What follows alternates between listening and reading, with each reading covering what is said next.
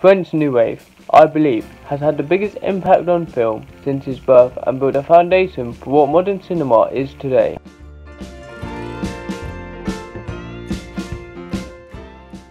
In this brief documentary focused around the French New Wave movement, you will discover how impactful this era film was and the various characteristics that are associated with these films, and how they inspired a generation. Disclaimer: I am not a professional in research, so if I have missed some information, please forgive me. Hope you enjoy. Thank you. French New Wave, I believe, has had the biggest impact on film since its birth and built the foundation for what modern cinema is today, with the movement inspiring a whole generation of young filmmakers such as Quentin Tarantino and many other notable figures in the industry. French New Wave, translated in French, is Nouvelle Vague, took the film industry by storm in the 1950s and 60s, that clearly prioritised creativity and free will with the auteur theory, where the director is the artist and the film is canvas. In contrast to how it was previously done, with the studio having full control. Just imagine what film would look like now if this revolutionary idea from a handful of individuals never took place.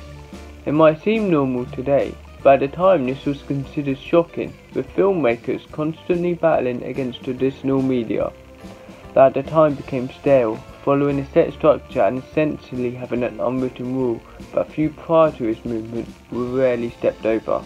It all began with Jean-Luc Godard, Francis Truffaut and Eric Rohmer, who were cinephiles and critics writing for a French magazine, Cahiers du Cinéma. This writing on film may have assisted in the fundamental ideas that changed film in a major way. A few characteristics that can be identified is with their handheld cameras, instead of keeping them stationary, allowing for more realism and more discreet, so they're able to have millions of extras without cost. Non-continuity editing is a technique that disrupts the audience's attention, usually in the form of flashbacks, but instead of showing a distance in time, editors cut the footage that isn't needed to speed up the pace of the film. On a surprising note, most dialogue was completely improvised, creating a more realistic effect with actors' emotions feeling more authentic.